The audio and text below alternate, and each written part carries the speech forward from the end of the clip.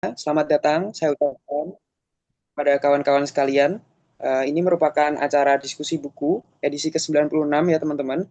Ini merupakan hasil kolaborasi Komunitas Temu Sejarah bersama Laboratorium dan Ruang Baca Pendidikan Sejarah Universitas 11 Maret Surakarta begitu.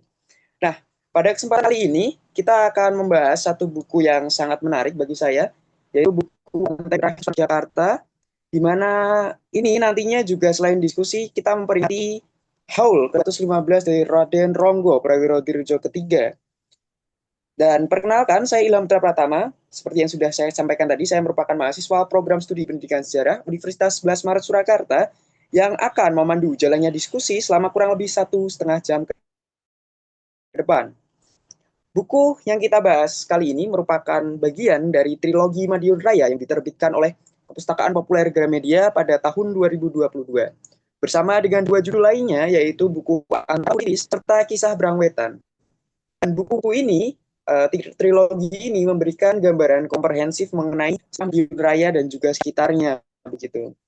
Secara garis besar, buku Banteng Terakhir Kesultanan Yogyakarta, riwayat Raden Prawiro 79 terbagi dalam dua bagian utama. Bagian pertama terdiri atas 5 bab yang membahas mengenai latar belakang keluarga Raden Ronggo, Prawiro Drijo ketiga, dalam hingga varian peristiwa tersebut, membahas posisi dan juga makna dari perlawanan Raden Ronggo dalam konteks transisi tatanan lama menuju tatanan baru Jawa. Dan mungkin dari teman-teman sekalian, ketika mendengar istilah sejarah Madiun, barangkali sebagian besar dari kawan-kawan langsung teringat pada peristiwa Madiun 1948 gitu. Pandangan ini tidak sepenuhnya keliru, namun juga tidak begitu tepat begitu. Sejarah Madiun memang kerap sekali bersinggungan dengan tema perlawanan ataupun pemberontakan. Namun, dinamika sejarahnya tidak hanya berkisar pada perlawanan yang identik dengan narasi kiri, komunisme, ataupun yang merah-merah semata. Ada banyak perlawanan-perlawanan lain dalam episode sejarah yang mungkin juga sangat penting untuk dibahas. Salah satunya adalah perlawanan Raden Ronggo Prawiro Dirjo ketiga ini. Perlawanan ini sebenarnya cukup singkat ya teman-teman, dari tanggal 20 November hingga 17 Desember 1810, dan ditujukan kepada Herman William Daendels, Gubernur Jenderal Hindia Belanda pada waktu itu. Dan itu sebenarnya karena Daendels pada waktu itu mencoba untuk mengeksploitasi hutan jati di Brangwetan. Namun, meskipun berlangsung relatif singkat, perlawanan ini setidaknya meninggalkan dampak yang cukup besar bagi sejarah Jawa di periode-periode berikutnya.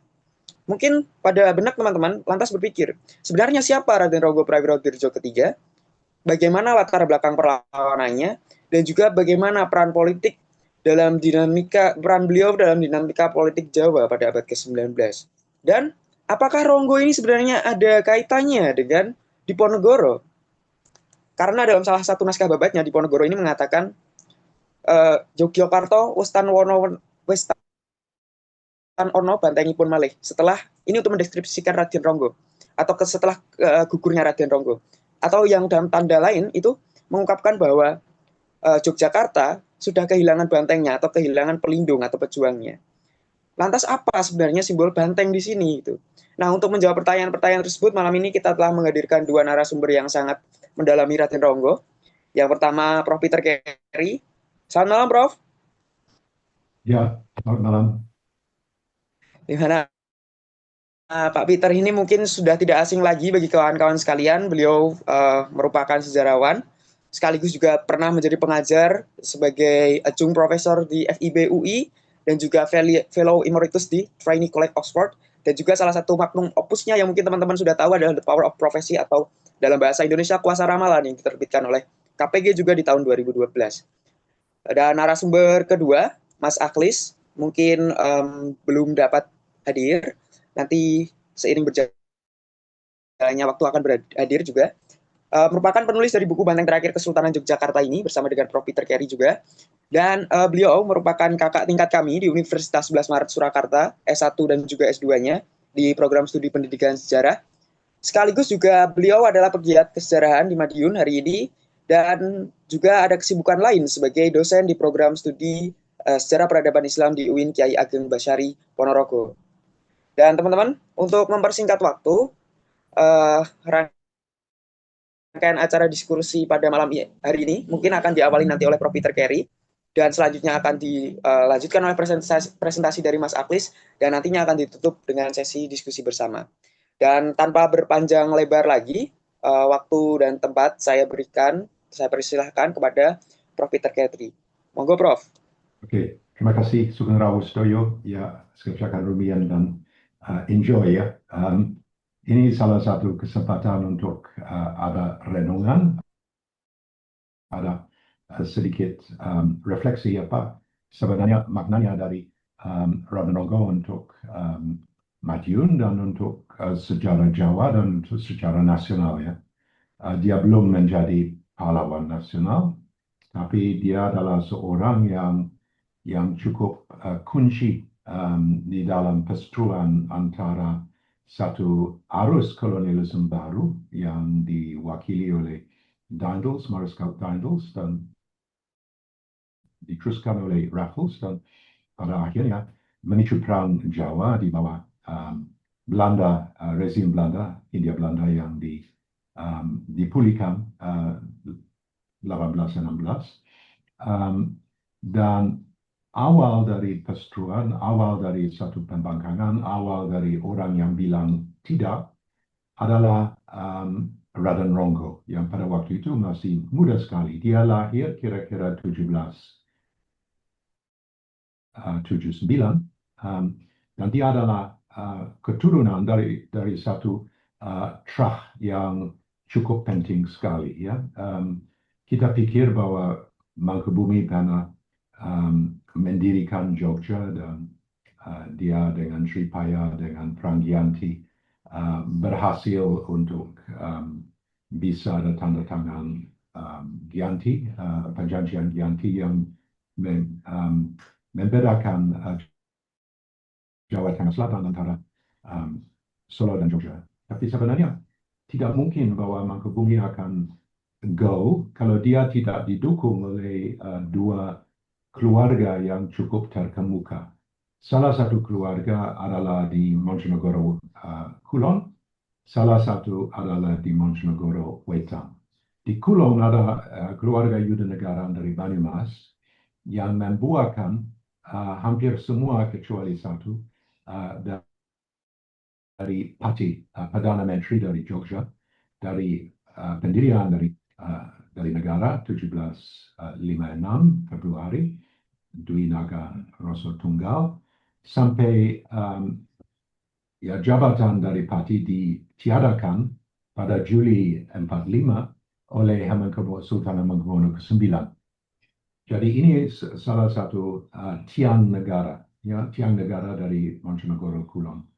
Tiang negara dari Monjonegoro Wetan ya berasal dari Sokowati, ya, dari Sragen, dari keluarga dari Wiro Sentiko yang adalah panglima, salah satu panglima kunci untuk Mangkubumi. Ya, dia menjadi panglima besar dari tentara dan pasca Gyanti, pasca perang Gyanti dan Jogja didirikan, dia ambil alih Madiun dari salah satu petugas dari Kartosuro dulu, ya, yang sebenarnya tidak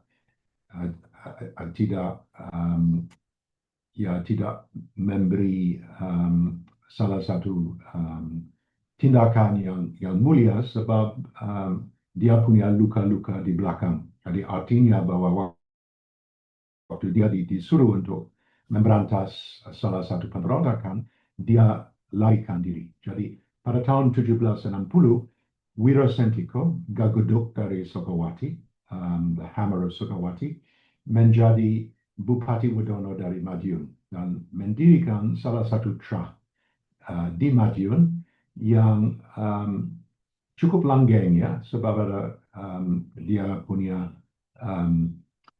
anaknya yang menjadi Buddha, ya Radhanonggo kedua, Ronggo ketiga, Dan anak dari Ronggo ketiga adalah Perwira Diningrat, ya, yang menjabat sebagai bupati sampai 1859. Ya. Jadi ini adalah salah satu sekutu, salah satu tiang negara dari Montenegoro Wetan, dari Sragen Sukawati, yang ditugaskan secara militer dan secara administratif untuk mengawasi semua wilayah dari Montenegoro Wetan. Untuk Solo, pusat ada di Kediri.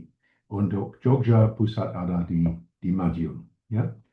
Jadi ini didirikan salah satu trust yang sangat sangat penting sekali dan sangat dihargai dan menjadi anak emas dari Sultan-Sultan Jogja diawali dengan Mangkubumi. Dan Mangkubumi pernah memberi salah satu perjanjian kepada dia punya panglima, Wirasantiko, Ronggo pertama, bahwa seumpamanya dia akan melindungi 7 generasi dari Trah, dan walaupun ada seorang pengganti yang mungkin membuat onar atau membuat sesuatu yang salah, dia selalu akan diampuni, ya, dia selalu akan diberi ampun. Dan ini adalah realitas. Di Madiun, di areal dari Wonosari, di areal utara dari Madiun didirikan salah satu kadipaten, salah satu areal pusat administratif dan pusat wisma resmi dari Bupati Wodono, dan ini berjalan sampai wafat dari Ronggo pertama pada 1786, ya. Dan dia digantikan oleh anaknya sendiri, Perwira Dejo II, yang punya masalah, sebab dia punya masalah kesehatan, dan seperti Gus Dur menjadi presiden, dia menjadi buta, ya. Jadi agak susah bagi dia untuk diteruskan dengan tugas administratif dan militer. Dan dia mundurkan diri, dia disebutkan Bupati Dongkol atau Bupati Wodono Dongkol, artinya bahwa dia diberhentikan lebih dini, lebih awal, dan digantikan oleh dia punya anak sendiri, Ronggo ketiga, yang pada waktu itu masih sangat muda sekali. Dia lahir 79 dan ayah mundurkan diri kira-kira 1795. Dan pada waktu itu Ronggo adalah seorang panji, seorang punakawan, seorang teman dekat dengan Raja Putra Nalendra yang menjadi Hamengkubuwono kedua, dan dia adalah di dalam lingkup dari orang-orang yang dipercaya di dalam keraton dan menjadi seorang punakawan resmi dari raja. Jadi waktu ayah mundurkan diri, Ronggo ketiga yang masih belia, waktu itu baru 16-17 tahun, naik sebagai bupati. Dan ada banyak desas-desus bahwa sebenarnya Ronggo muda adalah seorang yang sedikit brengsek, sedikit sembrono, dia punya keras kepala, dia adalah di dalam laporan dari Belanda disebutkan inquire-jongen, ya, orang yang berandal, ya, orang yang tidak bisa diatur dengan baik. Tapi lambat laun laporan yang agak brengsek itu digantikan dengan salah satu laporan dari Residen Jogja yang jauh lebih positif, ya. Pada 1803 Ronggo ketiga ambil keputusan untuk pindah pusat administrasi dari Wonosari di areal barat dari Kali Madiun ke Mauspati, ya. Dan Mauspati yang sekarang sudah diambil alih oleh Iswayudi waktu zaman Jepang, waktu ada bandara besar, ya, yang didirikan, dan semua ya arsitektur dan semua arkeologi dari pusat yang didirikan oleh Ronggo ketiga sekarang sudah ada di wilayah Auri. Ini jadi pusat, ya, pusat baru Mauspati, dan pusat baru yang sangat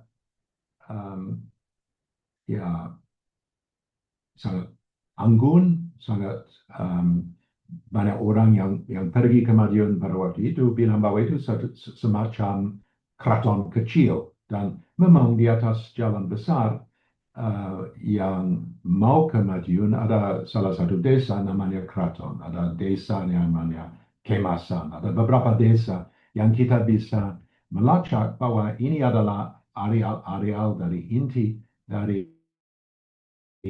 salah satu pusat administratif yang milik keraton kecil. Dan keraton kecil itu dilindungi dari area dari Jawa Tengah Selatan dengan salah satu gunung yang masif, itu Gunung Lawu. Ya. Jadi untuk pergi ke Madiun dari Jogja memakan waktu kira-kira 3 hari, ya, tidak gampang, dan harus melalui ya, di Ngawi, harus nyebrang Bengawan, cukup alot, ya, dan pada waktu musim seperti sekarang banyak hujan, susah untuk berjalan darat, jauh lebih gampang berjalan yang melalui Bengawan. Ya. Jadi ini adalah realitas 1803, dan 1803 Mauspati menjadi pusat, dan pada waktu itu Ronggo sama dengan 2 rekan lain, Pati dan Reja kedua dan Panglima dari Jogja, Sumeningrat, yang sial itu di tangan Inggris, dan lebih sial lagi di tangan Habib Lutfi, yang klaim bahwa dia orang Arab, bukan orang Mataram Islam. Tiga-tiganya menjadi menantu dari Sultan, sebab melalui Permaisuri, Ratu Keraton, dia punya 3 putri yang cantik, Ratu Bendoro, Ratu Angger, dan Ratu Maduretno, yang dikawini dengan Pati Danorejo kedua, Sumeningrat, dan kepada Prawira Tirjo ketiga. Ya, jadi dia ya kena durian runtuh, ya. Dia naik sebagai masih muda sekali, 17 tahun, lebih muda dari semua yang mungkin kumpul malam ini di sini. Sudah menjadi Bupati Wadono di atas banyak bupati-bupati, yang mungkin ada 18 bupati di areal dari Madiun Raya, dan semua tunduk kepada beliau. Dan juga dia kena durian runtuh sebab dia punya salah satu pasangan hidup yang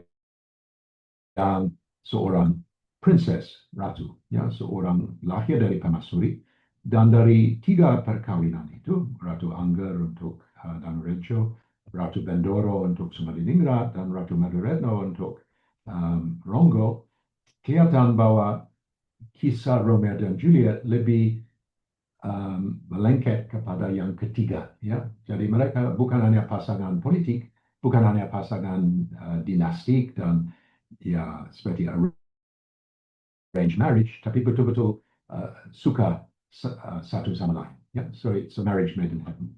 Jadi ini adalah realitas 1803. Ya, 03 sudah lahir Prawira Diningrat yang akan menggantikan dan akan menjabat dari 1822 sama dengan seorang rekan, Prawira Sentiko, Bupati Tunggu, lantas dari 1826 sampai 1859 sebagai Bupati Tunggal. Ya. Jadi ini ya pada awal dari abad 19 semua kelihatan cukup baik-baik saja, ya, cukup bagus. Dan ada laporan di laporan Memory Van Overkauf, laporan terakhir dari seorang residen kepada dia punya pengganti, bahwa di areal Mauspati, di areal dari barat dari Kalimadiun, di areal strategis dari areal Ngawi, di mana Kalimadiun mengalir ke dalam Bengawan Solo, ada sawah-sawah baru, ada areal dari perkebunan baru, dan ada kemakmuran yang sebenarnya bermuara kepada kebijakan dari rongga ketiga sebagai seorang Bupati Madiun yang tercerah, orang yang peduli, orang yang bau-membau dengan wong cilik dan betul-betul seorang yang cukup apik. Dari seorang berandal menjadi seorang Bupati muda yang punya laporan dan punya scorecard yang bagus. Jadi ini sebenarnya tidak ada revolusi Prancis, tidak ada revolusi industri, mungkin akan membuat bahwa Ronggo akan terus menerus dan akan akhir hidup sebagai seorang bupati yang cukup sukses sekali, ya. Tapi ya, kita hidup di dalam dunia bola dunia ini yang bergerak 850 km per detik, ya. Jadi semua adalah di dalam salah satu arus yang sejarah dari bumi manusia ini cepat ganti, ya, sejak change is the order of the day. Dan change seperti di Ponorogo sudah ada wangsit, di Parangkusumo kirang tigang doso mali, tigang warso mali, wiwit bubrain in Tanah Jawa, ya. Jadi 1805 ada wangsit yang di Ponorogo menerima di Parangkusumo bahwa di dalam 3 tahun akan ada awal dari rusak dari Tanah Jawa. Dan rusak dari Tanah Jawa awal bermuara kepada datangan dari Marskal Daendels. Marskal Daendels adalah seorang yang total baru. Dia adalah seorang perwira militer, diangkat bukan oleh Napoleon, tapi oleh adik Napoleon, Louis Napoleon, yang menjadi raja dari Belanda, sebagai Marskal van Holland, bukan Marskal van Prancis. Dan dia membawa arus dari revolusi Prancis di degup jantung dari sistem administratif di Pulau Jawa. Waktu saya pertama kali merenungkan apa yang saya akan membuat sebagai disertasi, Daendels adalah sosok sejarah yang saya memilih, ya, dan didorong oleh profesor saya Jack Gallagher untuk memilih Daendels. Dan hanya waktu saya di Cornell sedang siapkan disertasi itu, saya ada salah satu kesempatan untuk bertemu secara lahiriah dan gaib dengan Diponegoro, dan saya mengalihkan dari Daendels ke Diponegoro. Tapi Daendels adalah Biang Keladi, adalah orang yang membawa satu arus boleh dikatakan total baru. Dan arus total baru bermuara kepada semua lini dari hidup, ya. Hidup adalah bahwa sekarang bupati, camat, wadono, lurah harus pakai seragam militer, ya. Mereka adalah pangkat. Kalau ada bupati letkol, dan kalau ada wadono mungkin mayor atau kapten, dan kalau ada lurah letnan. Dan unsur militer, kemiliteran dimasukkan oleh Daendels melalui seragam. Kita sekarang lihat seorang Ahok atau Jokowi sebagai gubernur Jakarta, mereka pakai seragam, dan seragam itu adalah warisan dari Daendels. Dan juga ada salah satu penggantian yang radikal bagi orang Jawa, bahwa tidak lagi siapa bapakmu, siapa kakekmu, siapa keluargamu, ya. Saya lahir sebagai seorang bangsawan dari Skotlandia Timur, ya. Sekarang tidak peduli. Sesudah revolusi Prancis ada semacam nasionalisasi dari status dan dari pangkat, dari martabat. Martabat sekarang dinilai dengan bagaimana sukses kamu sebagai seorang PNS yang mengabdi kepada pemerintah, yang notabene tidak lagi di tangan seorang raja republik, ya. Jadi it's called the nationalization of honor, nasionalisasi dari martabat di dalam lingkup dari satu kepemerintahan baru. dan status tidak lagi lahir, tidak lagi bangsawanan, tapi sekarang acquired status. Saya mengakui status sebagai seorang yang mengabdi kepada negara, atau sebagai militer, atau sebagai sivil, ya, administratif atau tentara, ya. Dan ini membuat salah satu babak layar total baru di dalam masyarakat dan dunia Eropa. Dan itu dibawa ke Jawa oleh Daendels yang juga membuat infrastruktur Posveg dari Anyar sampai Panarukan. Dia membuat PT Pindad di Surabaya, salah satu tempat untuk mencetak bedil dan amunisi. Ya, macam-macam, ada macam-macam revolusi yang dibawa. Tapi juga bagi Daendels, dia harus mentiadakan pusat-pusat militer di Jawa. Pada awalnya di Cirebon dengan Bagus Ranggin,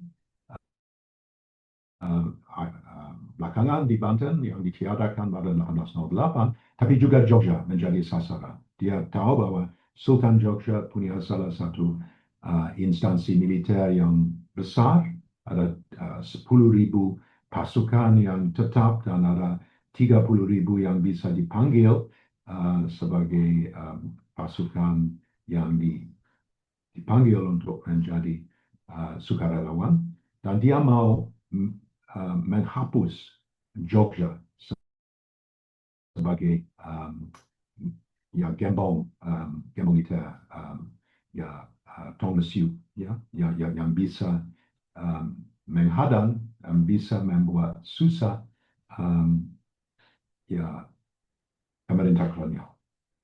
Dan di tengah ini, Ronggo yang muda, yang sukses sebagai Bupati di Madiun, yang sukses sebagai seorang yang bisa meraih salah satu pasangan hidup yang dia sangat cintai dan sangat layak, dan dia punya banyak anak. Salah satu anak yang bukan dari Permaisuri, dari Selir, Sentok Prawiradirjo, yang lahir pada 1808, yang belakangan akan menjadi panglima besar untuk Diponegoro waktu masih 17 tahun.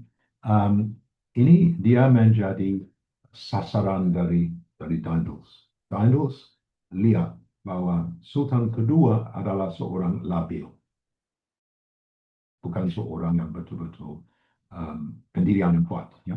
Tapi dia didampingi oleh beberapa penasihat, oleh beberapa tiang negara seperti Sumadiningrat sebagai panglima, Ronggo sebagai Bupati Bodono dan semua wilayah Madiun, dan Montenegoro Wetan yang kaya, dan juga Notokusumo yang belakangan akan diangkat oleh Raffles sebagai Paku Alam, yang menghadang dan menghalangi rencana dari pemerintah kolonial untuk menjinakkan Jogja.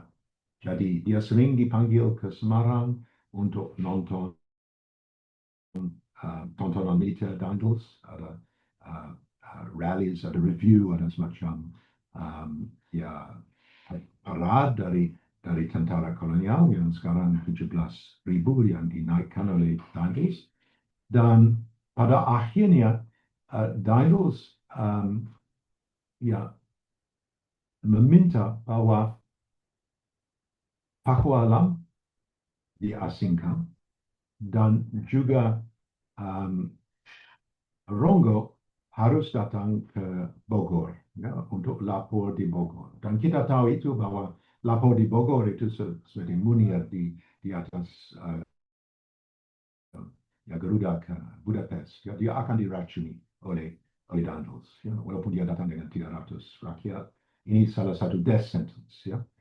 Jadi waktu Daendels mulai Januari 1808 datang ke Jogja secara resmi dengan state visit, ujung dari Juli 1809 dan awal dari Agustus, pada ujungnya minta bawa beberapa pentolan di dalam keraton disingkirkan, dan Ronggo pada awalnya harus lapor ke Bogor, ada salah satu ya situasi yang sebenarnya Ronggo tidak dilindungi oleh dia punya daulat tuanku di dalam dia punya sultan, ya. Sultan kedua menyiapkan Daniels, ya, dan memberi petunjuk kepada Ronggo bahwa harus tunduk kepada apa yang dimintai oleh Daniels, ya.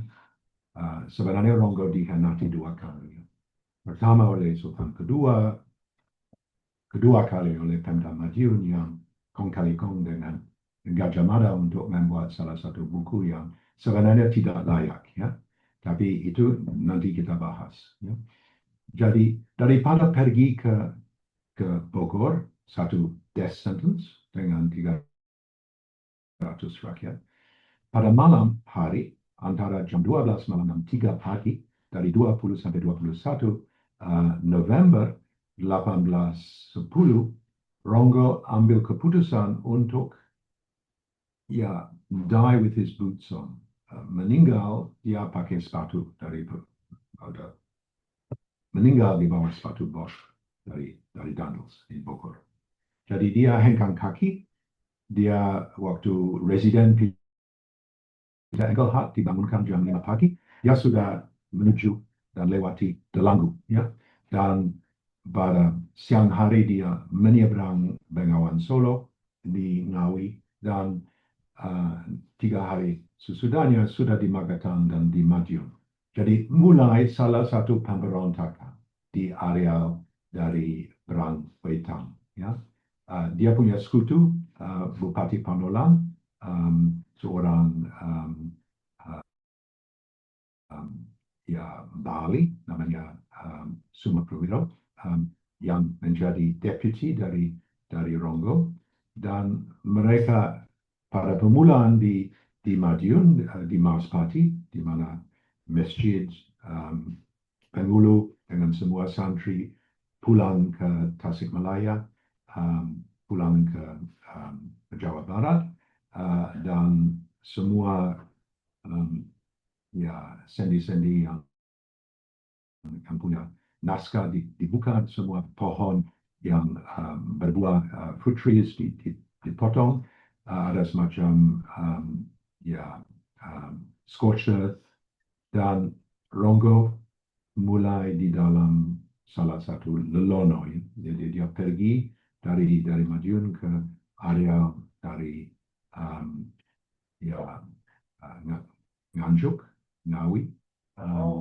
dan pergi di tepi Bengawan Solo, dan pada akhirnya dia dikepung di tepi Bengawan Solo oleh salah satu pasukan gerak cepat di bawah komando dari Sais dari Sultan kedua, seorang Lukas Leberfeld, seorang Selsang Jerman yang punya pengalaman perang di Eropa, dan dia bisa mengepung Ronggo dengan dia punya deputi Bupati Panola, Sumaprawiro, dan juga dia punya 17 rakyat. Yang menarik di dalam sejarah dari Ronggo adalah bahwa waktu dia membangkang, dia hengkang kaki dari Jogja, dia melayangkan surat-surat kepada dia punya pendukung di Perang Wetan.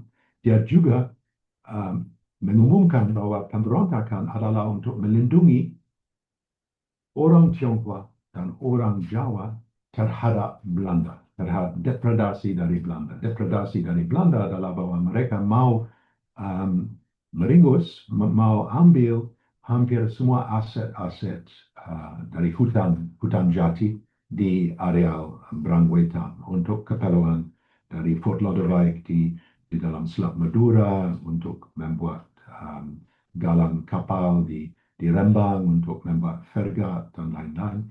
Ya, jadi ini adalah satu perseteruan yang sedikit seperti Sumatera, waktu ya semua areal hutan berlindung dibabat habis oleh orang-orang konyol pada Orde Baru dan sekarang sesudah reformasi. Ini sama sejarah di Perang Wetan waktu awal dari pemberontakan dari Ronggo. Jadi Ronggo punya salah satu panutan. Panutan menarik adalah bahwa dia bilang tidak. Dia tahu bahwa dia tidak akan sukses, dia tidak akan ada salah satu sejarah yang menguntungkan, pun beliau sendiri, pun keluarga, pun dia punya kerabat, tapi tetap dia nekat. Dan salah satu pendorong adalah bahwa sedikit sebelum pemberontakan, istri tercinta meninggal dengan mendadak secara Pontianak, ya. Dia meninggal sesudah sudah lahir pada 9 November 1809, ya. Jadi setahun sebelum pemberontakan, Ronggo kesulitan, ya. Kesulitan menduka yang mendalam sekali. Sekarang semua orang Madiun bisa lihat di areal dari Cakrawala, dari gunung-gunung di Koranggareng, dan bisa melacak Gunung Bancak. Dan Gunung Bancak dibuat oleh Ronggo sebagai imogiri lokal, yang Giri Purno, ya untuk dia punya pemakaman yang patut untuk seorang permaisuri, seorang Ratu Madaretno, yang dia dimakamkan di atas bukit yang sangat menonjol. Jadi setiap pagi dia pergi untuk lihat ke area selatan, dia bisa menikmati Gunung Bancak. Ya. Jadi ini adalah ya di dalam sumbangan ini Shakespeare, ada Romeo dan Juliet, ada Henry V, ada King Lear, ada banyak unsur-unsur tragis, unsur heroik, unsur yang seperti putus asa. Tapi dengan pemberontakan Ronggo memberi salah satu panutan. Dan panutan ini ada dampak kepada dua sosok yang cukup berbobot di dalam sejarah Jawa dan Indonesia. Pertama, Diponegoro, kedua, Sultan ke-9. Diponegoro sebab waktu Ronggo dibabat habis oleh laskar dari Lukas Leberfeld di tepi Begawan Solo, kepala dipengkal dan jasad dimandikan di dalam Begawan Solo dan diikat di dalam kaftan putih. Dia dibawa pulang dengan deputi yang juga tewas dan kepala dipengkal, dan ditontonkan, ditanggurakan di dalam satu keranda yang terbuka. Ya. Dan di keranda terbuka, di atas alun-alun utara, paling utara, dekat jalan ke Kalma, itu ditontonkan oleh Diponegoro Muda. Ya. Jadi ini adalah Kanjeng Pangeran Aryo Ronggo Perwirajojo ketiga, Adipati Mauspati Madiun ketiga, dihukum mati sebagai pemberontak melawan penjajahan Belanda dan dimakamkan di makam pemberontak di Banu Sumerep. Ya.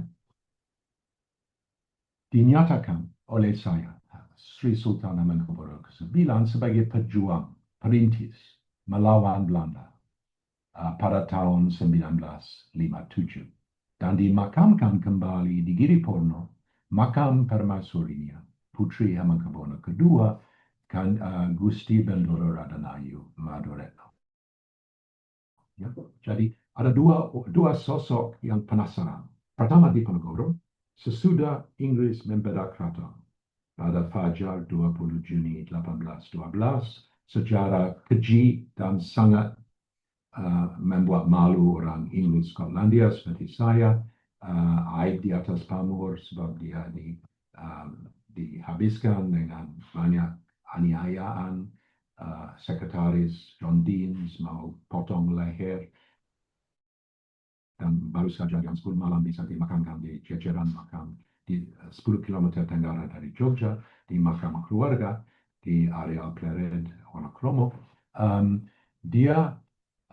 Diponegoro disuruh oleh ayah Hamengkubuwono ketiga untuk melamar kepada janda dari Sumediningrat, Ratu Bendoro, dan masuk ke dalam keraton diiringi ya ada dua nyai keparak yang tua yang membawa beliau ke Putren untuk bertemu dengan Ratu Bendoro dan ada semacam arranged marriage dia dengan dia.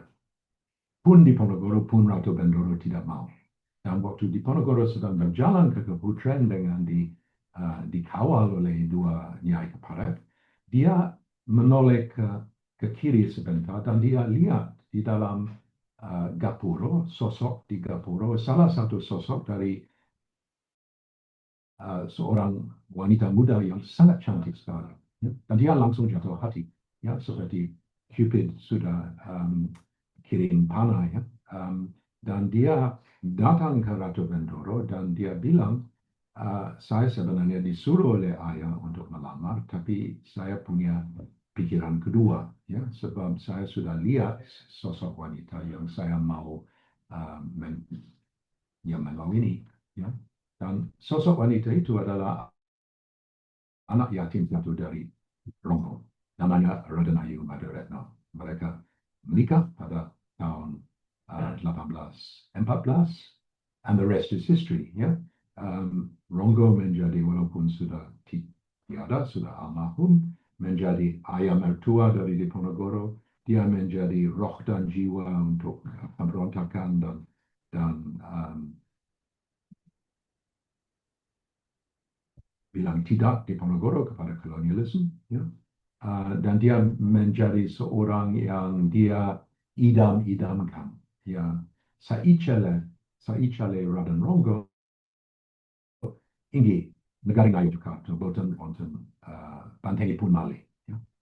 Sesudah Ronggo tidak ada, negara Jogja seperti tidak ada Banteng lagi. Ya. Jadi ini adalah di dalam bab Diponegoro, di dalam autobiografi Diponegoro sendiri, kita bisa melihat bagaimana begitu dekat seorang Diponegoro dengan Ronggo, dan waktu Sri Sultan Hamengkubuwono kedua, ke-9, dia seperti meralat apa yang pengkhianatan dari Sultan kedua yang kirim beberapa pasukan untuk melacak di Berangwetan Ronggo, yang ambil keputusan untuk memindahkan Layon yang dikebumikan di dalam Banyu Sumerep, tempat pengkhianat untuk Mataram Islam, dan dipindahkan ke areal Gunung Bancak. Dipindahkan dengan banyak kejadian gaib. Dia jatuh dari keranda dan hanya kerabat dari Ronggo. Dia disemayamkan di dalam Masjid Taman di Madiun waktu sedang dalam perjalanan, dan waktu sudah ada di Gunung Bancak ada banyak kejadian yang terjadi.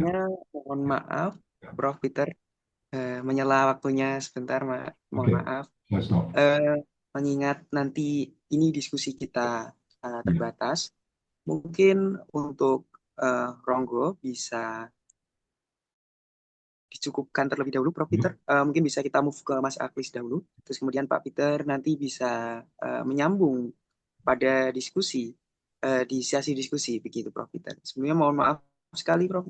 Karena pukul sudah menunjukkan 20.46 begitu. Dan untuk kawan-kawan yang ingin juga menyimak apa yang telah disampaikan oleh Prof. Peter tadi, sudah saya share mengenai yang disampaikan oleh Pak Peter tadi di grup dan juga grup chat begitu. Jadi nanti bisa disimak secara mandiri. Dan ketika nanti teman-teman sudah ada pertanyaan, tolong disimpan dulu.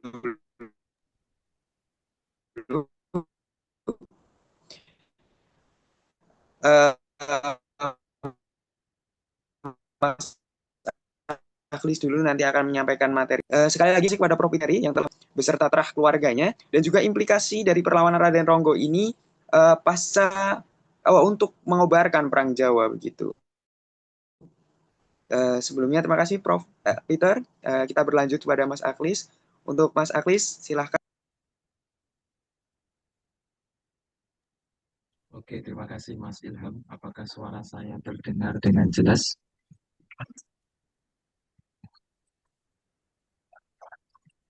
Selamat malam semuanya, teman-teman yang hadir di via Zoom. Sugeng Dalu, Profesor Peter Carey. Mohon maaf, saya telat join karena ada agenda tahlil di tempat rumahnya Mbah, sehingga saya menyimak apa yang telah panjenengan sampaikan. Suara lebih apa ya, lebih banyak beliau menjelaskan panjang lebar terkait Raden Ronggo Prabu Dirjo III. Terima kasih juga terhadap penyelenggara yang telah menyelenggarakan agenda Suara, diskusi malam ini. Ya, suara dengung mungkin pakai earphone atau gimana? Mungkin tadi suaranya nggak jelas, Kak. suaranya kurang jelas. Iya. Iya, kurang jelas ya. Oke, mungkin pelan-pelan ya, atau karena terkendala sinyal ya. Oke. Pada malam hari ini saya tidak akan menjelaskan panjang ya, mungkin dari sebagian besar yang hadir, apakah ada yang sudah membaca buku Banteng Terakhir?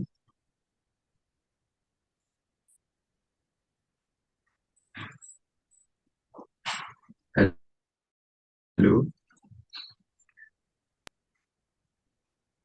Ya, Mas.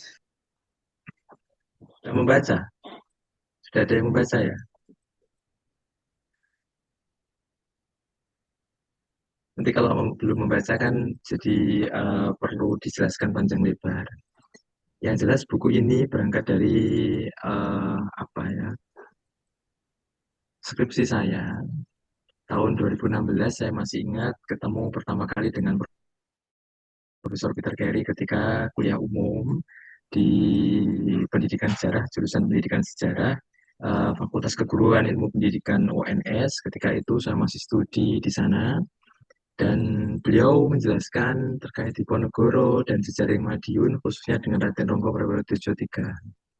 Nah, saya berpikir bagaimana Profesor Peter Carey ini yang notabene orang Monco ya, orang bukan berasal dari Indonesia, namun beliau lebih paham dan fasih berbicara terkait sejarah Indonesia, khususnya sejarah Jawa, terkhusus lagi di Ponorogo, dan lagi lebih spesifik lagi terhadap tokoh Raden Ronggo Prabu Dirjo III yang berasal dari Madiun.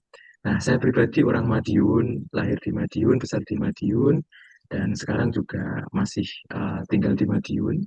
Ini merasa terpanggil dan merasa uh, apa ya, bagaimana saya bisa menggali sejarah leluhur saya, pendahulu saya di Madiun itu sendiri.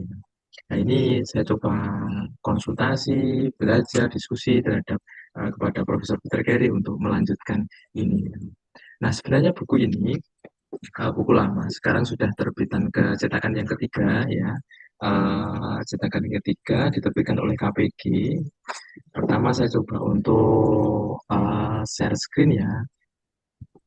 Ini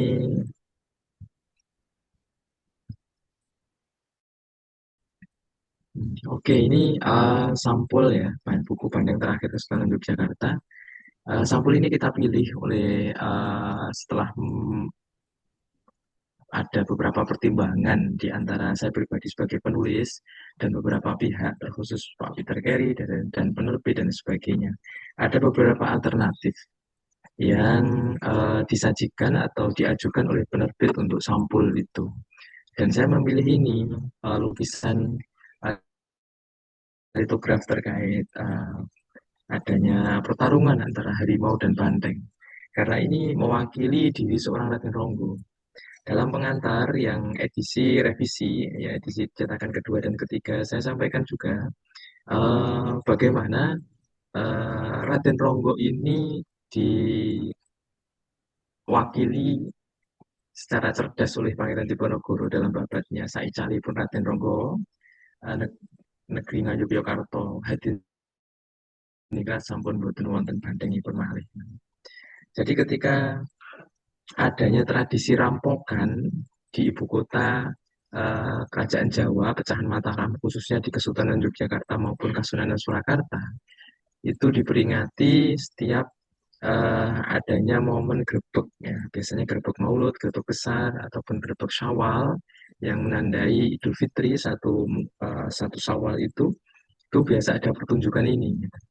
Nah, ketika itu hewan yang dipertunjukkan yakni kerbau dan harimau. Namun dalam lukisan ini itu sebenarnya banteng. Jadi Raden Ronggo Prawirodirjo III itu orang Jawa yang tidak sekadar orang Jawa. Karena dalam perspektif orang Jawa, ketika kita masuk dalam dunia Jawa itu kita masuk dalam dunia simbol. Ya, kita masuk ke dunia simbol Jawa. eh, Bagaimana orang Jawa, khususnya Raja Jawa, mensimbolkan dirinya dalam bentuk kerbau. Dan masyarakat atau pemerintah jajahan ketika itu, kolonial Belanda VOC, ketika itu mewakili dirinya dalam diri seekor harimau. Dan satu hal yang menarik bagi saya, sajian ini juga dipertontonkan terhadap pejabat kolonial Belanda yang datang ke Yogyakarta. Namun sepertinya orang yang pertama kali sadar akan pertunjukan simbolis ini tidak lain adalah Raffles ya. Ini orang-orang Inggris yang lebih paham bagaimana menangkap alam pikir orang Jawa ketika itu. Oke, selanjutnya secara umum ya, gambaran secara umum buku ini eh, menjelaskan terkait biografi tokoh Madiun ya. Mulai dari saya coba untuk mencari sumber-sumber. Ya tentunya saya berangkat dari sumber sekunder bukunya Profesor Peter Carey yang menjadi titik tolak saya untuk menelisik lebih lanjut terkait diri Raden Ronggo Prawirodirjo III yang mungkin belum sempat diulas oleh Profesor Peter Carey dan termasuk juga sumber-sumbernya. Jadi ketika dalam penelitian itu saya menemukan satu sumber yang memang belum ada sejarawan yang merujuk sebelumnya, yakni silsilah ageng ya Prawirodirjen. Yang itu saya punya kopiannya dari Trah Prawirodirjo dari keluarga Bupati Madiun Prawirodirjen yang tersohor pada masanya. Nah, ini sebagai seorang penulis sejarah ya, peneliti sejarah, tentu sumber primer itu sangat penting. Jadi saya coba mengumpulkan arsip-arsip khususnya Bundel Jogja Brieven yang ada di Arsip Nasional Republik Indonesia di Jakarta, ANRI. Ini berangkat dari bukunya Pak Peter dan kajian-kajian sebelumnya terkait Raden Ronggo. Saya coba kolaborasikan dengan sumber-sumber tradisional, silsilah, sarasilah maupun babat yang ada di Madiun ataupun tersimpan di Museum Sonobudoyo maupun di Raksa Pustaka Mangkunegaran itu. Nah, sumber ini yang kiranya saya coba olah dengan berbagai perspektif yang ada, saya coba tampilkan, kemudian lahirlah historiografi ini. Nah, terkait bab pertama tentu dalam hal ini saya coba untuk menyampaikan terkait Trah Wirawan Sang Gedug Sukowati. Jadi Raden Ronggo itu sebenarnya orang Madiun, namun punya genealogi nasab yang bukan berasal dari Madiun. Dari kakeknya itu sebenarnya dari Sukowati. Teman-teman mungkin paham, mungkin tahu sebelumnya Sukowati itu daerah mana. Sukowati itu kalau sekarang itu daerah Sragen, Jawa Tengah. Walaupun ketika itu daerah tempat tinggal kakek buyut dari Raden Ronggo Prawirodirjo III yaitu Kiai Ageng Tirtoyudo itu makamnya sekarang di daerah Karanganyar, tepatnya di daerah Majenjati, Kecamatan Kuadungan, Kerjo Karanganyar. Gitu. Nah, ini sebenarnya tokoh-tokoh yang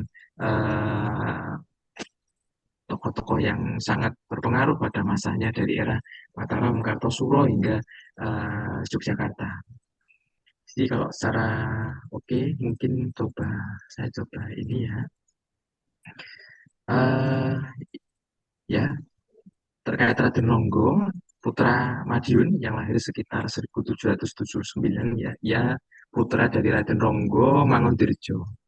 Ya, cucu Bupati, ya putra dari Bupati Madiun sebelumnya, sekaligus cucu dari Raden Ronggo Prawirodirjo I. Ya. Kalau dari ibunya, ia merupakan cucu dari Sultan Hamengkubuwono I, sehingga ia terhitung sebagai cucu Sultan Hamengkubuwono I, Raja pertama Yogyakarta. Selanjutnya, ini ringkas-ringkas saja poin-poinnya.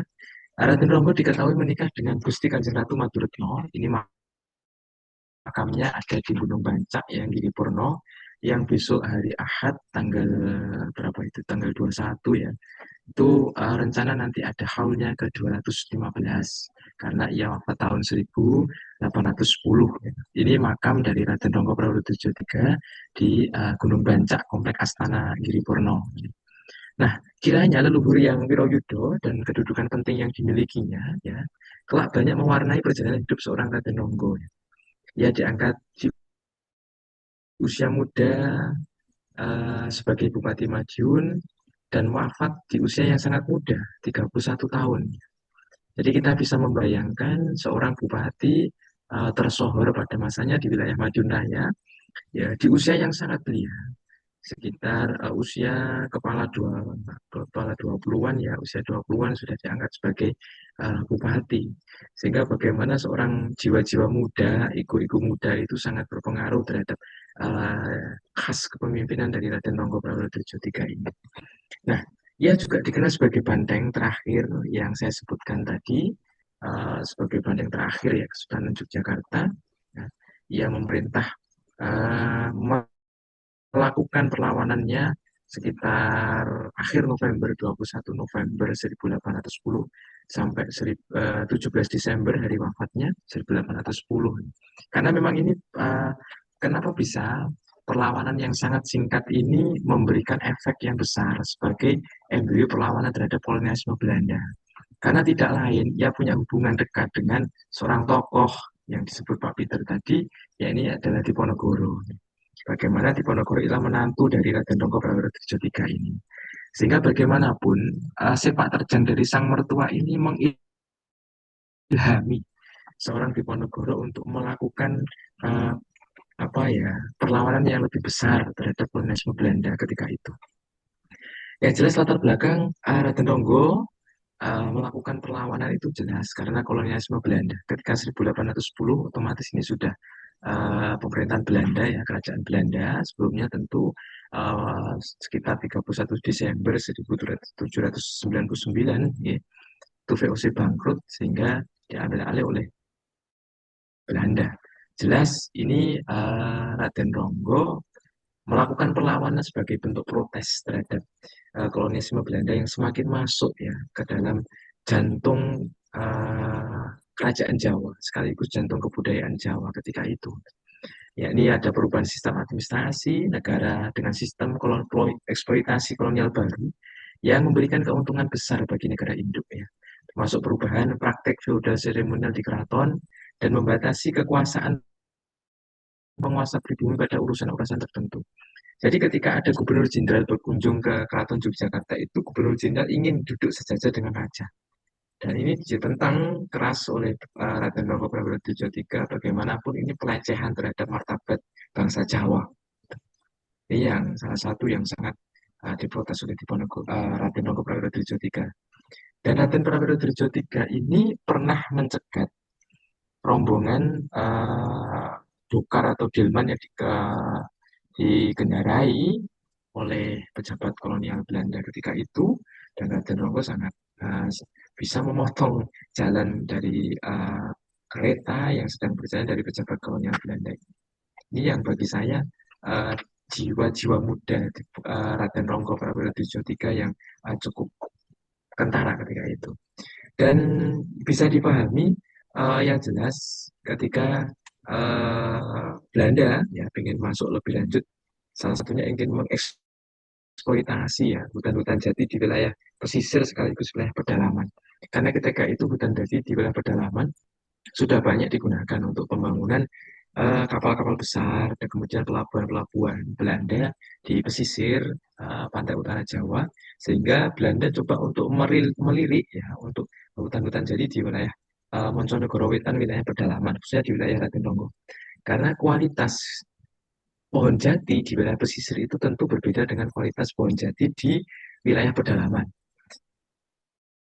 Karena bagaimanapun pohon jati di wilayah pesisir itu lebih banyak menyerap air laut ya dengan kadar garam yang tinggi, sehingga ini mengakibatkan pohon jati itu tidak bisa bertahan lama, seperti halnya pohon jati di wilayah pedalaman yang tidak banyak menyerap kadar garam yang lebih tinggi gitu. Ini yang bagi saya lebih menjadi fokus ya. Selanjutnya yang ini yang menjadi pembeda dari perlawanan Raden Ronggo itu ia mengajak perlawanan terhadap masyarakat bumi putra sekaligus timur asing. Ia bukan tipikal pemimpin yang underestimate kemudian mendiskriminasi the others ataupun menganggap orang Cina atau Tionghoa itu sebagai wong liong atau sebagai musuh yang ini hal nanti konstelasi politik ini berbeda ketika era Perang Jawa ya tentunya dengan konteks yang berbeda. Yang Perang Jawa pecah di wilayah Ngawi berasa bertolak dari Raden Ayu Yudokusumo, Putri Sultan Hamengkubuwono I yang membantai masyarakat Tionghoa ketika itu. Nah, Raden Ronggo rupanya perbedaan ini tidak etnis perbedaan dari sini tidak menutup Raden Ronggo untuk mengajak masyarakat Tionghoa untuk melakukan perlawanan terhadap kolonialisme Belanda. Nah, ini sekitar 12 orang Tionghoa ya, di antara sekitar 100 orang tentara pengiringnya yang masih setia hingga titik darah penghabisan di tepi sekarang, tepi Sungai Bengawan Solo, di Bojonegoro. Oke, lebih singkat lagi, lebih cepat ya. Ini ada persinggungan antara Raden Ronggo Purwodirjo III dengan kaum santri dan karya-karya sastra lama ya. Karena Raden Ronggo juga dikenal sebagai penulis Damar Wulan. Walaupun saya pribadi juga masih menyaksikan ini, karena hal ini ada juga Damar Wulan yang diatribusikan sebagai karya kakeknya, Raden Ronggo Purwodirjo I. Selanjutnya, hubungan dekat dengan banyak guru agama dan haji di wilayah Madiun Ponorogo, ya ini tentu sedikit banyak mengilhami beliau bagaimana hubungannya dengan para bangsawan yang agamawan di wilayah Madiun, khususnya dengan seorang kiai yang berasal dari Pacitan yang dikenal sebagai guru spiritual dari Raden Ronggo, yang makamnya juga ditempatkan di barat makam Raden Ronggo, yakni Raden Kiai Kaliyah, ya, yang berpengaruh besar terhadapnya. Nah, ini merupakan makam Raden Ronggo di Gunung Bancak ya, di Astana Giriborno. Sebelumnya telah ditempati oleh istrinya yang wafat 16 November 1810 karena waktu itu karena Sedo Kunduran melahirkannya. Dan ia juga membangun makam itu sekaligus masjid di tempat tinggalnya di Mosmati. Jadi ketika saya masuk di wilayah bekas ibu kota Raden Ronggo, ibu kota Kabupaten Madiun ketika itu di Mauspati, saya punya ada spot yang sangat jelas. Kalau sekarang itu masuk ke wilayah ke komplek Lanut, landasan udara Iswahyudi ya, di Mauspati, di landasan pesawat paling selatan itu sebuah titik yang ketika saya melihat ke sebelah selatan, karena Gunung Bancak ini sebelah selatannya Mauspati, saya bisa melihat secara jelas puncak Gunung Bancak di situ. Jadi betapa romantisnya seorang Raden Ronggo itu ketika Nyun Sewu istrinya meninggal, kemudian dimakamkan di puncak bukit yang ia dengan bisa sangat jelas melihat setiap harinya dari kediamannya di Mauspati itu. Yang bagi saya menarik. Nah ini gambaran secara jelas dari mata-mata Surakarta ketika tiba di kediaman Raden Ronggo yang mirip keraton di Mauspati pada 9 Desember 1810. Bagi saya pasukan Jogja itu sangat barat-barat ketika Raden Ronggo melakukan perlawanan dan dari Jogja kemudian ke Mauspati dan meninggalkan Mauspati sampai ke wilayah timur hingga nanti di wilayah Bojonegoro. Bagaimanapun masjid dijarah dan peti-peti berisi banyak sekali naskah-naskah keagamaan milik Raden Ronggo itu juga dipaksa dibuka dan isinya dibuat berantakan menutupi lantai masjid. Ini yang bagi saya sangat sangat disayangkan. Selanjutnya ya ini yang menarik Raden Ronggo punya tinggal beli kue kirim ke siapa makanan apa-apa yang dari kamu Oke, ini suara dari mana nih? Oke, saya lanjutkan sebentar saja. Ratu Ageng Tegarejo, ya, ini adik dari Raden Ronggo Prawodirjo III. Jadi ketika di Tegarejo itu ia menyediakan sebuah bangsal ya untuk tempat diskusi. Tinggalin sih. Dan ini mengilhami Raden Ronggo untuk membuat sebuah bangsal juga di ibu kota Mauspati, ketika itu ibu kota pemerintahan Kabupaten Madiun, untuk menampung beberapa guru agama khususnya dari wilayah Sunda, Jawa Barat, yaitu Imam Nur Juma'i tadi. Nah, Ronggo juga berkhayal ya bahwa dirinya adalah Bathara Guru. Ini ya, biasanya orang Jawa itu tidak lepas dari pemaknaannya terhadap tokoh-tokoh pewayangan. Jadi ketika misalnya, oh ini saya biasanya orang Jawa itu juga mengidentikan dirinya pada tokoh-tokoh pewayangan. Misalnya aku itu sebagai Janoko atau Arjuna atau lu sebagai siapa dan sebagainya. Ronggo juga demikian. Ya ini tentu tidak lepas dari pemahaman beliau terhadap kisah Ramayana ya. Kemudian kisah Mahabharata juga karena orang Jawa tidak lepas dari dunia pewayangan itu sendiri. Nah, ini juga menarik dari Serat Wicoro Keras ya, tulisan Yosodipuro II, pujangga dari Keraton Surakarta yang menjadi rival dari Yogyakarta nggih. Pepantese kaya ta ing muni Surapati Rajeng Pasuruan, Ronggo iku nuratener. Mung lamun ana bathuk kang kalimis alise lincip dheweke apeparap Janaka Madiun. Sudu Janaka ngamarta paprandane tan bisa berwiyati lan ora bisa ngilang. Ini sindiran sebenarnya bagi untuk Raden Ronggo Prawodirjo III. Ia mengaku sebagai Janaka, sebagai Arjuna. Namun sayangnya dia bukan Janaka Ngamarta. Tandanya apa? Dia tidak bisa terbang dan tidak bisa menghilang. Ini karena ya sepak terjang yang ketika itu nggih, dianggap pemberontakan atau perlawanan Raden Ronggo itu ya alas paling kalah. Ini salah satu bangsawan pujangga Keraton Surakarta sudah underestimate terhadap perlawanan Raden Ronggo. Gitu. Juga Serat Gembling Baring ini bukan karya kalau memastikan karya Raden Ronggo bukan, namun diatribusikan sebagai karya Raden Ronggo Prawodirjo III. Raden Ronggo ingin menegaskan ya bahwa Islam dan Jawa itu adalah manunggal, tidak dualistis, terpisah dan dikotomis. Seorang yang berdarah Jawa tidak akan bisa bertahan tanpa semesta pemaknaan Jawa dan Islam yang digunakan secara bersamaan. Nah itu mungkin dari saya terkait Raden Ronggo sebagai pemantik mawon karena waktunya terbatas. Mungkin kita di lain waktu atau di lain kesempatan bisa nanti diskusi lebih lanjut sebelum nantinya ada sesi pertanyaan. Silahkan, mohon maaf saya kembalikan ke moderator. Mungkin kita bisa diskusi lebih banyak, mohon. Terima kasih. Baik, terima kasih Mas Aklis atas paparan yang sangat menarik juga tadi menegaskan apa yang sudah diceritakan oleh Prof. Peter Carey. Dan tadi juga ada banyak informasi-informasi baru juga tentang latar belakang penulisan dari buku ini, pemilihan cover dan lain sebagainya, tentang bagaimana Ronggo ini merupakan orang yang bisa dibilang toleransi ya, karena sangat berbeda sekali tentang bagaimana keadaan Perang Jawa dan pasca Perang Jawa ketika awal Perang Jawa membandingkan dengan Raden Ayuda-Kusumo yang melakukan penghilangan terhadap beberapa kelompok masyarakat Tionghoa yang ada di gerbang tol di Ngawi begitu. Dan kita teman-teman sudah masuk ke sesi diskusi. Namun karena waktunya nanti terbatas hingga 21.30 sehingga nanti untuk diskusi dibatasi untuk 3 penanya terlebih dahulu.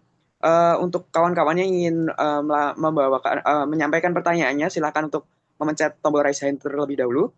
Lantas kemudian langsung saja menyampaikan pertanyaannya ditujukan kepada siapa dan pertanyaannya apa secara singkat dan lugas. Begitu. Terima kasih. Mungkin satu dulu dari ini ya Mas Akhlis dan Pak Peter dari kolom komentar sudah ada beberapa pertanyaan. Ada satu pertanyaan yang menarik. Ini dari Mas Faris. Kenapa Perang Ronggo Prawodirjo III ini dianggap sebagai bibit Perang Jawa yang dikobarkan oleh sang menantu atau Eru Cokro begitu?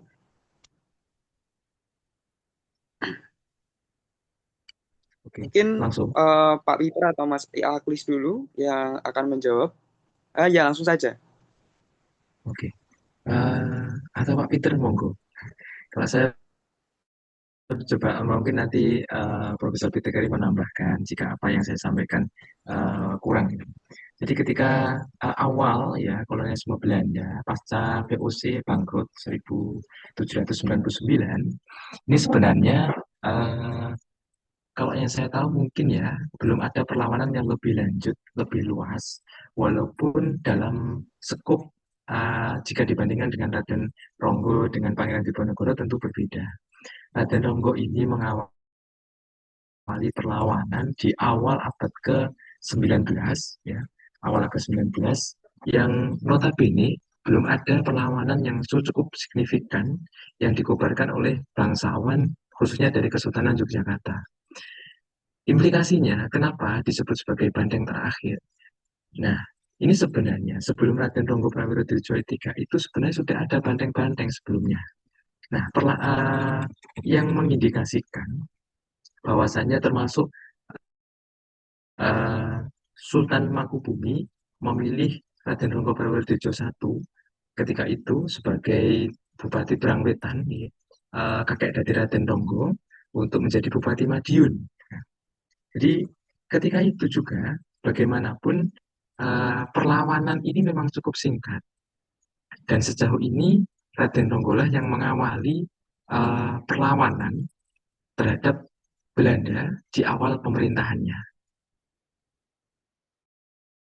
Setelahnya Kesultanan Yogyakarta tidak lagi punya kekuatan lebih ketika geger peristiwa Geger Spey 1811-1812 kita tahu seperti apa sebenarnya uh,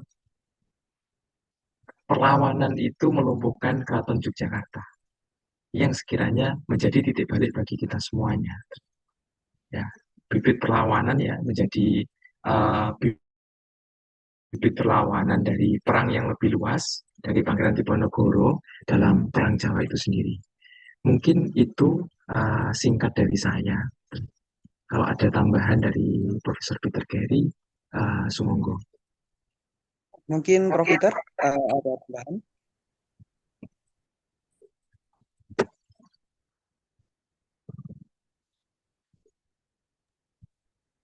Inggih, pripun Prof. Peter? Mohon maaf, belum terdengar suaranya. Yeah, you can hear me? Oh ya, sudah, Prof. Sudah. Ya, saya pikir ini sudah cukup lengkap. Ya, memang ada unsur Ratu Adil di dalam pemberontakan dan aksi dari Raden Ronggo yang saya sudah menerangkan cukup panjang lebar di dalam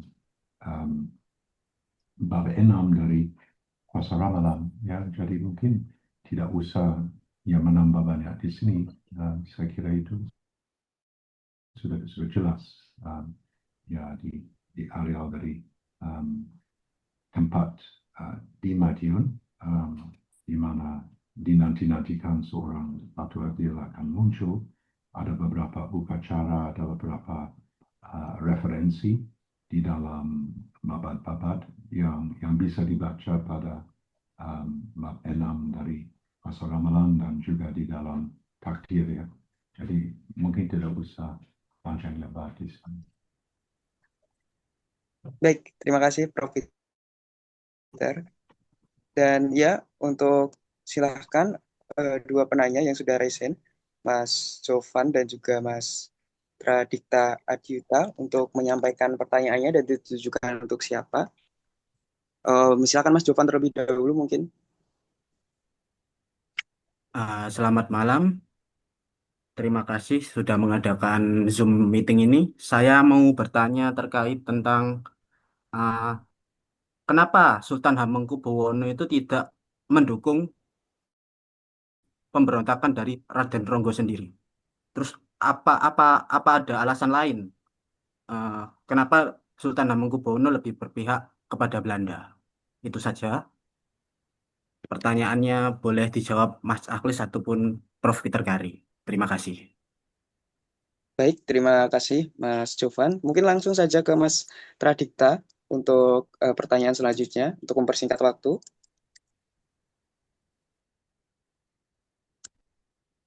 Jadi sebelumnya terima kasih atas kesempatan yang telah diberikan. Yang ingin saya tanyakan ini kepada Prof. Peter Carey terkait tentang pemberontakan Raden Ronggo Yes. Prawiro Wirjo. Itu kalau misalkan saya belajar dan juga studi di beberapa mata kuliah itu, kalau misalkan pemberontakan dari Raden Rangga ini terjadi di masanya Hermann Wilhelm Dendels, di mana pada saat ini sedang memerintah berbatas di Indonesia. Nah, dalam menjalankan pemerintahannya, Dendels ini kan eh, menggagas kebijakan berupa pembangunan jalan anyar ke Panarukan, yang dimana pada saat itu yang harusnya gaji dari para pekerja ini dibayarkan, itu malah dikorupsi sama pejabat setempat.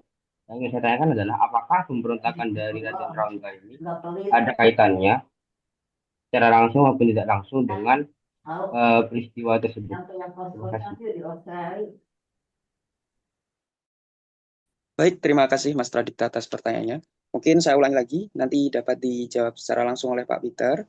Yang pertama ada pertanyaan dari Mas Jovan mengenai mengapa Hamengkubuwono II cenderung tidak mendukung pemberontakan Raden Ronggo, malah membela Belanda begitu, atau ada unsur pembelaan terhadap Belanda.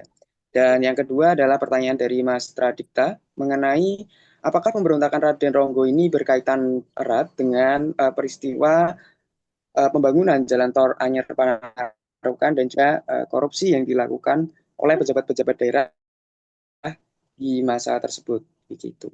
Mungkin Pak Peter terlebih dahulu untuk menjawab. Iya, untuk Hamengkubuwono kedua, dia takut bahwa seumpamanya dia mendukung semua keraton Jogja akan dimusnahkan oleh Daibus.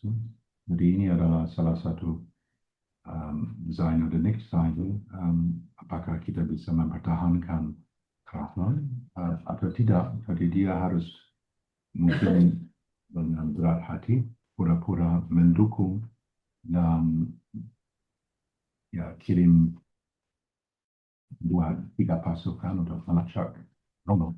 Jadi dia dalam situasi yang cukup pekah.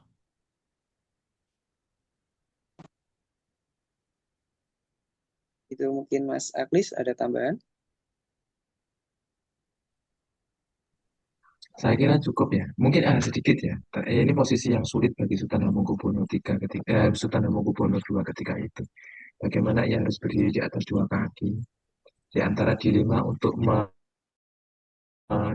perlawanan menantunya ataupun di pihak Belanda. Tentu saja ia akan menyelamatkan kerajaannya yang lebih besar walaupun dengan harus mengorbankan menantunya. Karena perlawanan itu juga cukup signifikan ya di antara sebenarnya antara Sultan Hamengkubuwono II dengan Sunan Pakubono ketika itu sudah saling komunikasi. Ketika nanti perlawanan Raden Ronggo ini berhasil, tentu mereka juga ikut menikmati.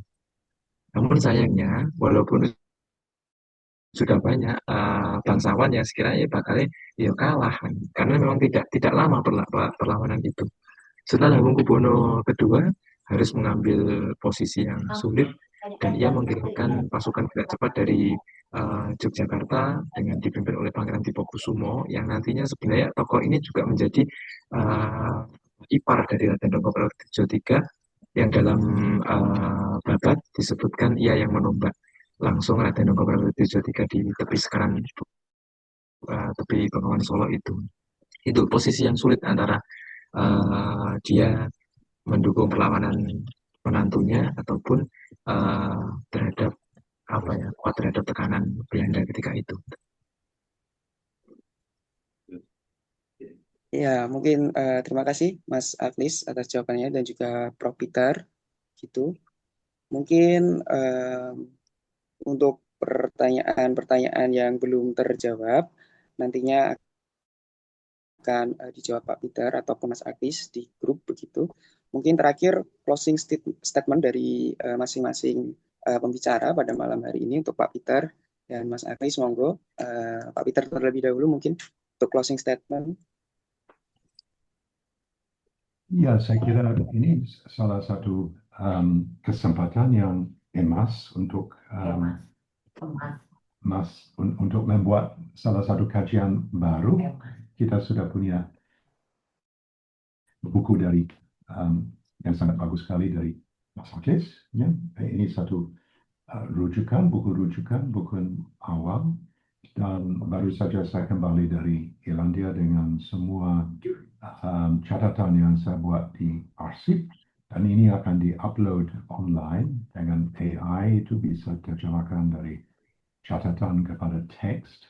Dan mungkin itu bisa dipakai untuk menulis kembali salah satu tafsiran atau salah satu apresiasi dari zaman Ronggo, dari sosok Ronggo sebagai administrator, bupati, panglima, bagaimana dia punya warisan, dan cara untuk mengulang kembali satu sejarah yang sebenarnya cukup kunci bagi Madiun, sebab ini mengarahkan Madiun di luar abad 20 dan September 1948 kepada salah satu sejarah yang jauh lebih bermakna dan jauh lebih dalam. Ya. Jadi ini saya mengharap bahwa arsip yang sudah dipelajari bisa di revisit, ya, dan bisa menjadi landasan untuk buku-buku baru.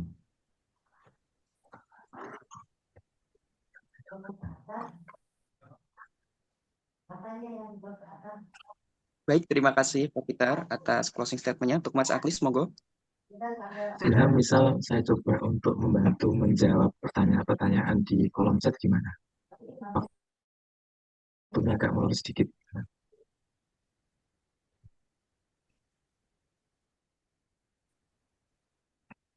Kok dilanjut Mas Akhlis, jam 10 aja selesai, itu lebih baik.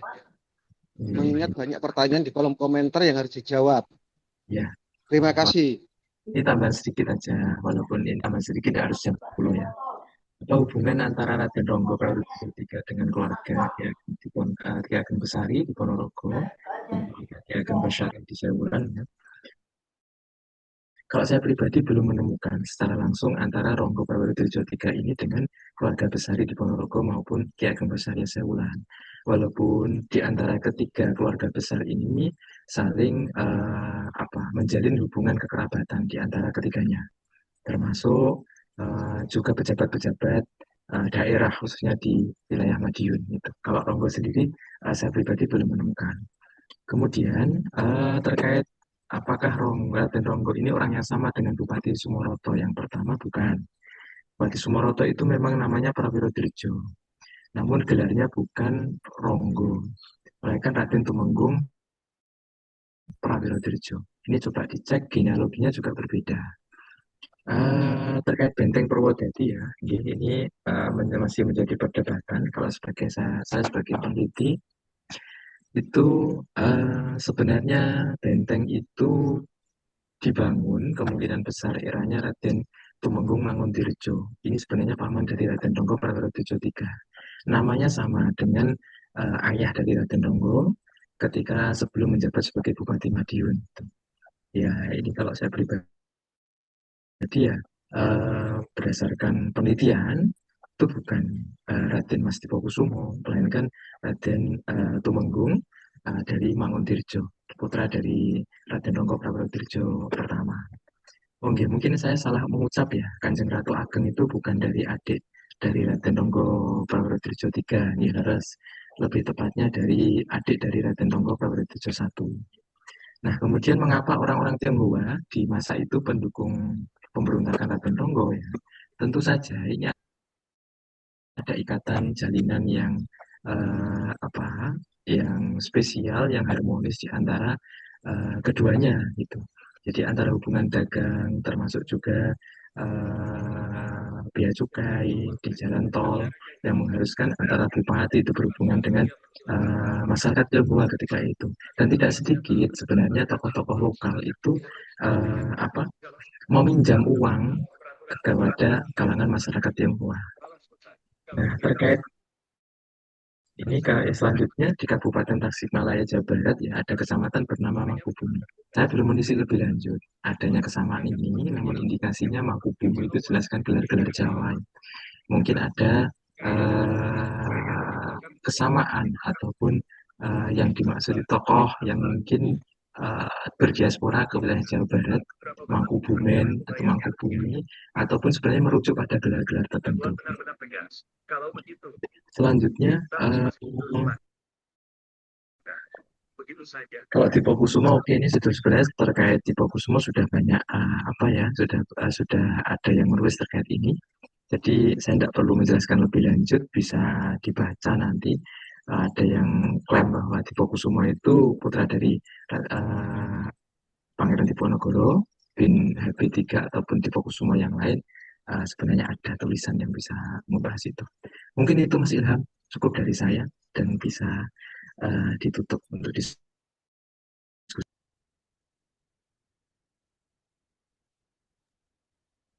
Baik, terima kasih Pak Peter, terima kasih Mas Akhli atas kesempatan dan juga kebersamaan bersama pada malam hari ini.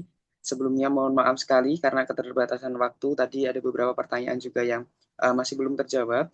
Juga saya secara khusus mohon maaf kepada Prof. Peter Carey karena mungkin tadi ada ketidaksopanan karena menyela waktunya di awal ketika presentasi begitu.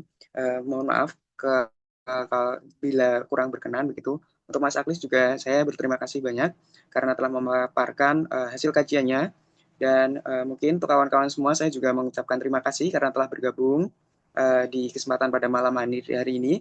Semoga apa yang telah kita lakukan malam hari ini memberikan manfaat bagi kita sendiri, juga bagi orang-orang sekitar, khususnya juga bagi untuk kawan-kawan yang dari Madiun begitu. Dan semoga dari diskusi ini juga muncul karya-karya baru mengenai kesejarahan, sejarah lokal, khususnya di Madiun juga begitu. Dan teman-teman mungkin juga bisa menulis juga tentang ketokohan dari daerahnya masing-masing. Mungkin sekian dari saya. Terima kasih kepada semua yang telah hadir. Ada kurang lebihnya saya pribadi mewakili temu sejarah dan juga laboratorium dan ruang baca pendidikan sejarah Universitas 11 Maret mengucapkan mohon maaf dan sekian. Terima kasih begitu. Baik, terima kasih Kak Ilham. Mungkin sebelum ditutup Zoom-nya kita foto bareng dulu ya teman-teman. Boleh yang mau open cam? Kita akan screenshot dulu. Oke, saya tunggu ya sebentar. Oke, baik, terima kasih. Masih ada yang mau open cam? Oke, kita foto dulu ya. Baik, 1, 2, 3. Oke, ini ada 4 slide, jadi kita pindah ke slide kedua ya.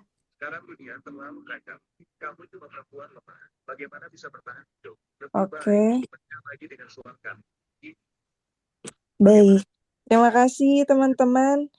Luar biasa untuk malam hari ini. Terima kasih Prof. Peter Carey. Semoga selalu sehat dan sukses ya Prof. Juga Kak Halis. Semoga semakin produktif melahirkan buku-buku yang menginspirasi. Terima kasih teman-teman, selamat malam, selamat beristirahat, dan sampai jumpa di edisi Temu Sejarah berikutnya di tanggal 8 Februari 2025. Kita tutup dulu untuk malam ini. Assalamualaikum warahmatullahi wabarakatuh, selamat malam. Waalaikumsalam warahmatullahi wabarakatuh. Siap. Matur suwun Mas Akhlis, Jos, Prof. Carey, Mbak Tiwi, Mas Ilham. Lanjut. Prof, kita pernah